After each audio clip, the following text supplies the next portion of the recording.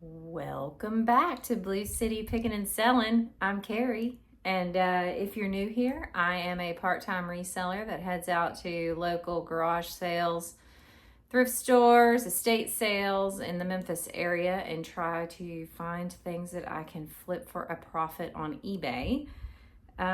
This weekend we hit up a couple of estate sales. We actually hit up more than a couple, but did not find anything at several of them. But I will go over the first one, which was more Christmas type stuff. And I think I spent $16 at this sale. I picked up, let's see if I can get this up. This is a cute little Santa ornament. If you look really closely on the foot there, it's marked as Mary Englebright. And this is a 1994 Mary Englebright Santa ornament. I've had luck selling Mary Englebright in the past. He does have a little crack on him, but oh no, he's like legit broken. Did not notice that. I wonder if he broke in the car. So I guess that's a bust. Oh well, it happens. Even when you try to look them over, sometimes you still miss. Next one is this cute little ark on wheels. He's Santa. He's got some of his animals on there. I thought that was absolutely adorable. Next up is this, I think the brand is Silvestri. And it's this little boy on like a rocking dog playing a drum. Not sure how old this is, but I thought it was super cute, so I picked that one up. And then last for the ornaments, I picked up this pair of like felt ice skates that I thought were cute. Like I said, I paid $2 a piece for each of the ornaments, and I'm hoping to get, 15 or 20 each out of those. The next thing I picked up was this really beautiful, large quilted tree skirt. It is massive. I can't even get it all in the screen, even folded over into quarters. It is still way too big. So it has a lot of different really cute prints on it. It has this really pretty like lacy ruffle detail on it. I paid $8 for this. So that was a steal of a deal. Hoping to get 30 or 40 for it, but who knows. Next up was a bundle deal at an estate sale company. So all of the items that I picked up, none of them were marked at this particular estate sale company. So I made a pile, and then we negotiated at the end. I think I paid $35 for everything here, which when I go through it, you're gonna think I got a really great deal. And I don't always look up comps on everything when I'm in estate sales, especially because a lot of this stuff I just know if I can get it for a couple bucks that I'm gonna make at least 20 on it, so I don't really worry about it too much. So I didn't know some of these things were going to be as good as they were, but I am happy that they are. So the first thing I picked up is this, it's like a bug boot jack. So it's cast iron. You can put your foot in there. It has a hole to where it can be a wall hanger. It's marked JW. I looked this up, and comps now look to be maybe 30 to 40, but who knows? Like it was a pretty wide range. Some of them were marked, some of them were not. So not exactly sure what I'm going to get from that, but given that I only paid a couple bucks for it, it was worth it. Next up is this really cool basket. And so, like I said before, I'm from the Memphis area. And so if you look really closely, there are a lot of older, like things that don't really necessarily exist anymore in the Memphis area. And if they do, then they exist in something different than this was originally made for. You open it up and it says it was made specifically for goldsmiths. It has a really pretty interior. Goldsmiths was a local department store that Macy's bought out many years ago.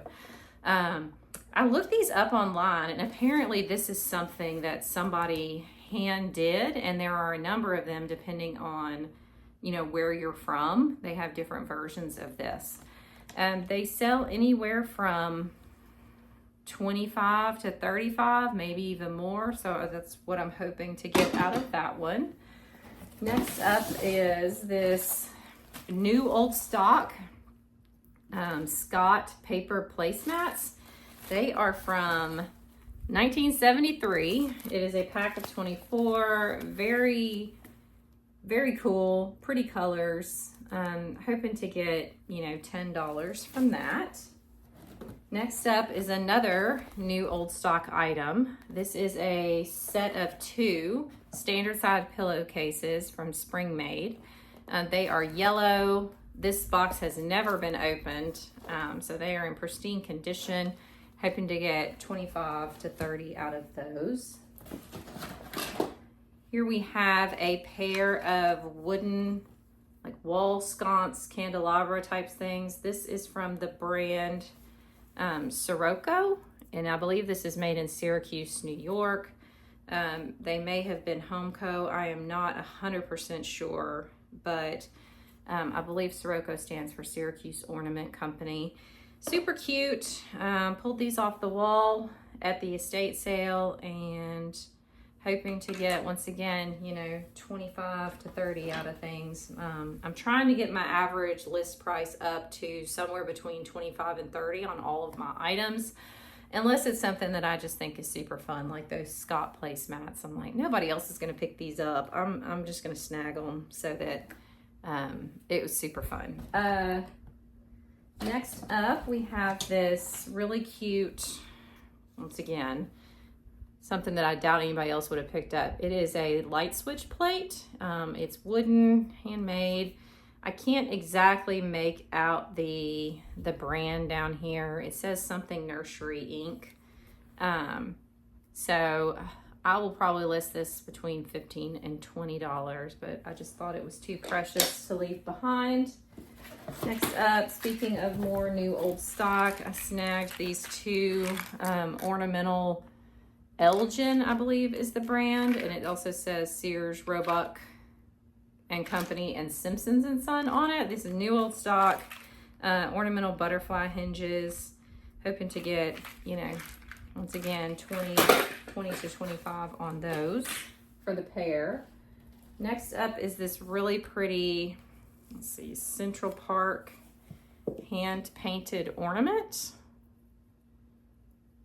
Super pretty. I loved it, so I had to go ahead and snag that. And it did come in this really nice box, as well as it has the tag in it that says it came from the Central Park Conservancy and had some additional detail there. Similar to the other ornaments I picked up from that other estate sale. I'm hoping to get, you know, 20-ish from this one and get that sold before the holidays. Let's see. Next up, I snagged these 2 brass items. They are both tagged, made in India. I've been lotting up my brass candlesticks in lots of 2 or 3 and selling them from anywhere between, you know, 15 to 25, depending on how substantial the pieces are. I'm gonna go look and see what else I've got in my inventory and see if it makes sense to lot some things up, because I think I have another one that has this kind of detail on it that may be listed by itself right now that could benefit from lotting that up. Next item is, I just thought this was cool. I didn't actually see the label on it before I bought it. It is Danforth Pewterers from Middlebury, Vermont. This is a little nativity set. And so you have, I believe this is Joseph. He has a little staff that can come out. You have Mary. You have, of course, the baby Jesus, and then two sheep. Every single one of the pieces is marked on the bottom. I don't think you're going to be able to see that, as pewter. There you go. Maybe you can see it there. Marked as pewter.